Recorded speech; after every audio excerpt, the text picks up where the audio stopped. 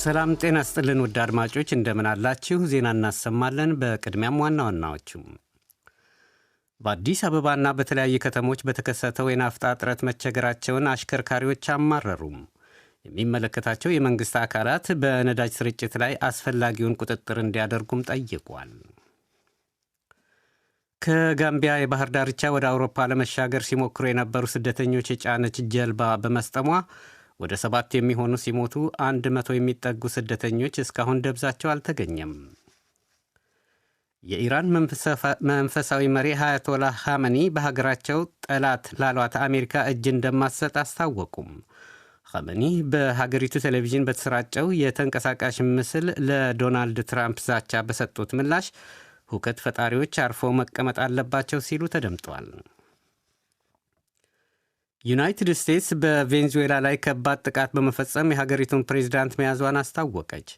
የአሜሪካው ፕሬዝዳንት ዶናልድ ትራምፕ ትሩዝ ሶሻል በተባለው የግል ማኅበራዊ ትስስር ገጻቸው ሀገራቸው በቬንዙዌላ ላይ መጠነ ሰፊ ጥቃት መፈጸሟንና የሀገሪቱ ፕሬዝዳንት ኒኮላስ ማዱሮ መያዟን ገልጸዋል። የአሜሪካ ጠቅላይ አቃቤ ሕግ መስሪያ ቤት በኤክስ ገጹ ፕሬዝዳንት ኒኮላስ ማዱሮና ባለቤታቸው በአደገኛ እጽ ዝውውር በአሜሪካ ምድር ፍርድ ቤት እንገትራቸዋለን ብለዋል። ዜና በዝርዝር በአዲስ አበባና በተለያዩ ከተሞች በተከሰተው የናፍጣ እጥረት መቸገራቸውን አሽከርካሪዎች አማረሩ። የሚመለከታቸው የመንግሥት አካላት በነዳጅ ስርጭት ላይ አስፈላጊውን ቁጥጥር እንዲያደርጉም ጠይቋል። የአዲስ አበባ ወኪላችን ስዩም ጌቱ በአዲስ አበባ ውስጥ ተዘዋውሮ በተመለከታቸው የነዳጅ ማደያዎች በተለይም ናፍጣ የሚጠቀሙ ከባድ የጭነት ተሽከርካሪዎች በረዥም ሰልፎች ተሰልፈው ታይተዋል። አንድ የከባድ መኪና አሽከርካሪ ችግሩ ከአቅማችን በላይ ሆኗል ብሏል። በቃ ከአቅማችን በላይ ሆኗል። መስራት አልቻልንም። ድሮ ቤንዚን ነበር የሚጠፋው ሀገሪቱ። አሁን አዲስ አበባ ውስጥም ዞራችሁ ካያችሁ ማታ ትንሽ መሸት ካለ ይዘጋሉ። መንግስት አቅጣጫ ለምን እንደማያስቀምጥ ግራ እየገባን ነው። በጣም ስራ እየተቸገርን ነው። መስራት አልቻልንም። በኢኮኖሚው እንቅስቃሴ የማይተካ ሚና የሚጫወቱ ከባድ ተሽከርካሪዎች ባለ ንብረቶች አሽከርካሪዎች በናፍጣ እጥረት መቸገራቸውን ገልጸው መንግሥት ተገቢውን እርምጃ እንዲወስድ ጠይቋል። ከጋምቢያ የባህር ዳርቻ ወደ አውሮፓ ለመሻገር ሲሞክሩ የነበሩ ስደተኞች የጫነች ጀልባ በመስጠሟ ወደ 7 የሚሆኑ ሲሞቱ 100 የሚጠጉ ስደተኞች እስካሁን ደብዛቸው አልተገኘም።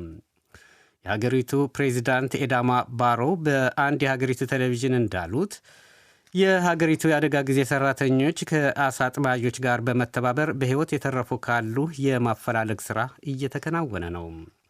ጀልባዋ ከ200 በላይ የሚሆኑ ስደተኞችን ጭና የነበረች ሲሆን ከእነዚህ ውስጥ 102 በሕይወት ተርፏል። ጋምቢያ፣ ሴኔጋልና ሞሪታንያ የተሻለ ኑሮ ፍለጋ በአትላንቲክ ውቅያኖስ አድርገው ወደ አውሮፓ የሚሰደዱ አፍሪካውያን እንደ መናኸሪያ እንደሚጠቀሙባቸው መረጃዎች ያመለክታሉ። በካናሪ ደሴቶች አድርገው ወደ ስፔን ለመሰደድ የሚሞክሩ ስደተኞች በየጊዜው የመስጠም አደጋ ይደርስባቸዋል። እንደ አውሮፓውያን አቆጣጠር በ2025 በዚሁ መስመር ወደ አውሮፓ ለመሻገር ሲሞክሩ የነበሩ 150 ስደተኞች ሕይወት ማለፉ ይታወሳል ሲል የዘገበው አሶሺየትድ ፕሬስ ነው።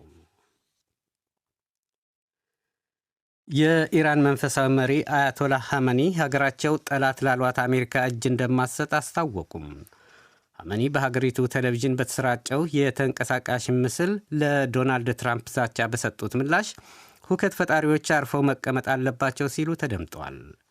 በኢራን ተጠናክሮ በቀጠለው የሕዝብ ዓመፅ የሞቱ ሰላማዊ ሰልፈኞች ቁጥር 10 መድረሱንም የአካባቢው የሰብአዊ መብት ተከራካሪዎች አስታውቀዋል። የሟቾች ቁጥር ከ6 ወደ 10 ማሻቀቡን የተዘገበው የአሜሪካው ፕሬዚዳንት ዶናልድ ትራምፕ ኢራን ሰላማዊ ሰልፈኞችን ማጥቃቷን ከቀጠለች እኛ እንታደጋቸዋለን ባሉበት ማግስት ነው። ባለፈው እሁድ በኢራን የኑሮ ውድነትና የኢኮኖሚ እድገት ዝግመት የተቃወሙ ሰልፈኞች በቴህራን ወደ አደባባይ በመውጣት ቁጣቸውን በሰላማዊ ሰልፍ ገልጸዋል። ሰላማዊ ሰልፉ ወደ ሌሎች 31 የሀገሪቱ ግዛቶች እንደተዛመተና አሁንም እንዳላባራ መረጃዎች ያመለክታሉ። ባለፈው ሐሙስ ሰልፈኞች ከሀገሪቱ የጸጥታ ኃይሎች በመጋጨታቸው 6 ሰልፈኞች መገደላቸው ተነግሮ ነበረ። በአሁኑ ሰዓት ደግሞ የሟቾች ቁጥር 10 ደርሷል። በምዕራባዊ የሀገሪቱ ግዛት በምትገኘው ሎሬስታን በተባለ አካባቢ በነበረው ግጭት ደግሞ የሀገሪቱ የደህንነት ከፍተኛ ባለሥልጣን የሆኑት አሚር ሄሳም ኮዳሪያ መገደላቸውን መረጃዎች ያመለክታሉ። ፋሳ በተባለች ከተማ ደግሞ 3 ፖሊሶች መቁሰላቸው ታውቋል። ይህን ግጭት ተከትሎ ነው እንግዲህ የአሜሪካው ፕሬዚዳንት ዶናልድ ትራምፕ ኢራን ሰላማዊ ሰልፈኞችን መግደሏን የምትቀጥል ከሆነ ሰልፈኞችን እንታደጋቸዋለን ያሉት። እንዴት እንደሚታደጓቸው ባይዘረዝሩም የአሜሪካው ፕሬዚዳንት ዶናልድ ትራምፕ ዛቻን ተከትሎ የኢራን መንግሥት በሰጠው ምላሽ ድርጊቱን ቀይ መስመር የጣሰ ሲል በወቅቱ ያወገዘው ሲሆን የኢራን መንፈሳዊ መሪ አያቶላ ሐመኒ በዛሬው መልእክታቸው የኢራን እስላማዊ ሪፐብሊክ መንግሥት ለጠላት እጅ አይሰጥም ብለዋል። ይህ ዶቼ ቬለ ነው። ዩናይትድ ስቴትስ በቬንዙዌላ ላይ ከባድ ጥቃት በመፈጸም የሀገሪቱ ፕሬዝዳንት መያዟን አስታወቀች። የአሜሪካው ፕሬዝዳንት ዶናልድ ትራምፕ ትሩስ ሶሻል በተባለው የግል ማኅበራዊ ትስስር ገጻቸው ሀገራቸው በቬንዙዌላ ላይ መጠነ ሰፊ ጥቃት መፈጸሟንና የሀገሪቱን ፕሬዝዳንት ኒኮላስ ማዱሮ መያዟን ገልጸዋል። የአሜሪካው ጠቅላይ አቃቤ ሕግ መስሪያ ቤት ኃላፊ ፓም ቦንዲ በኤክስ ገጻቸው ፕሬዝዳንት ኒኮላስ ማዱሮና ባለቤታቸው በአደገኛ እጽ ዝውውር ወንጀል በአሜሪካ ምድር ፍርድ ቤት እንገትራቸዋለን ብለዋል። የቬንዙዌላ መንግሥት በበኩሉ ዩናይትድ ስቴትስ በሲቪልና ወታደራዊ ተቋሞቼ ላይ የአየር ጥቃት ፈጽማለች ከማለት ውጪ ስለ ሀገሪቱ ፕሬዝደንት መያዝ እስካሁን ያለው ነገር የለም። በዋና ከተማዋ ካራካስ 7 ከባባድ ፍንዳታ እንደተሰሙ የአይን ምስክሮች ገልጿል።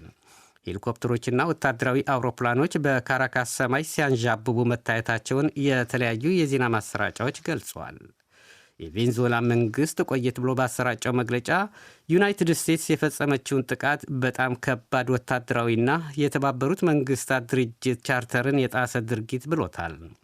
ኤንቲኤን 24 የተባለው የሀገሪቱ ቴሌቪዥን ያሰራጨው የተንቀሳቃሽ ምስልን ጠቅሶ የጀርመን ዜና አገልግሎት እንደዘገበው በከተማዋ ከባባድ ፍንዳታዎች ከተሰሙ በኋላ ከፍተኛ ጭስ መታየቱን አመልክተዋል።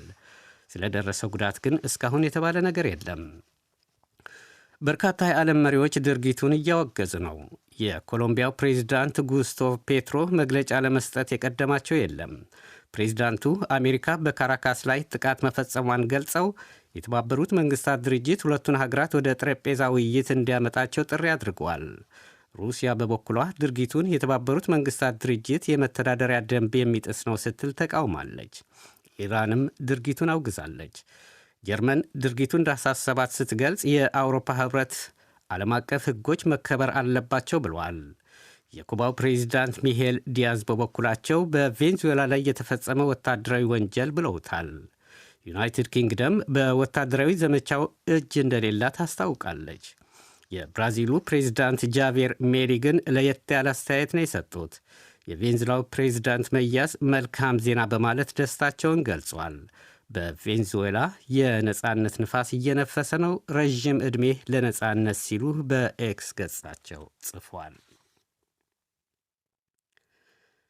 በጀርመን ደቡብ ምዕራብ በርሊን ከተማ በአንድ የኤሌክትሪክ ማስተላለፊያ መስመር ዛሬ ጠዋት በተፈጠረ እሳት አደጋ ወደ 50 ሺህ የሚሆኑ አባወራዎች ያለ ኤሌክትሪክ መቅረታቸው የከተማ ፖሊስ አስታወቀም። ኤሌክትሪክ በመቋረጡ ወደ 2000 የሚሆኑ የንግድ ተቋማት ላይም ጉዳት አድርሷል ነው የተባለው። የአደጋ ጊዜ ሰራተኞች እሳቱን ያጠፉት ሲሆን በሕይወት ላይ የደረሰ ጉዳት እንደሌለ ለማወቅ ተችሏል። የእሳት አደጋው መንስኤ እየተጣራ መሆኑም ፖሊስ መግለጹን ሮይተርስ ዘግቧል። የአካባቢው የኤሌክትሪክ አቅራቢ ኩባንያ በበኩሉ የተቋረጠው የኤሌክትሪክ አገልግሎት እስከ ሐሙስ ባለው ጊዜ ጠግኖ ለአገልግሎት እንደሚያበቃ ገልጿል። የስዊትዘርላንድ ፖሊስ ባለፈው የጎርጎሮሳውያኑ ዓመት ዋዜማ አዲሱን ዓመት ለመቀበል በተሰበሰቡ ነዋሪዎች ላይ ከደረሰ የእሳት አደጋ ጋር በተያያዘ 2 የመዝናኛ ቦታው ሰራተኞች እየመረመረ ነው። በመዝናኛ ስፍራው በደረሰ የእሳት አደጋ 40 ሰዎች የሞቱ ሲሆን ከ110 በላይ ሰዎች ላይም ጉዳት ደርሷል። አደጋው በስዊትዘርላንድ ታሪክ ከፍተኛው ነው ተብሎለታል። የሀገሪቱ ፖሊስ ለአሶሺየትድ ፕሬስ እንዳለው የአደጋው መንስኤ እስካሁን ግልጽ ባይሆንም ከአደጋው ጋር በተያያዘ 2 የመዝናኛ ቦታው ሰራተኞች እየመረመረው መሆኑን አስታውቋል ሲል የዘገበው ሮይተርስ ነው። ይህ ዶቼ ቬለ ነው።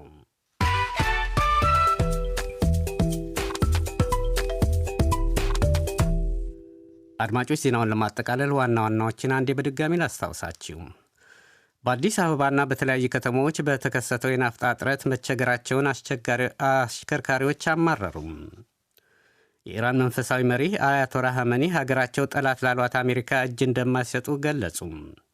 ዩናይትድ ስቴትስ በቬንዙዌላ ላይ ከባድ ጥቃት በመፈጸም የሀገሪቱ ፕሬዚዳንት መያዟን አስታወቀች። ዜናው በዚሁ አበቃ።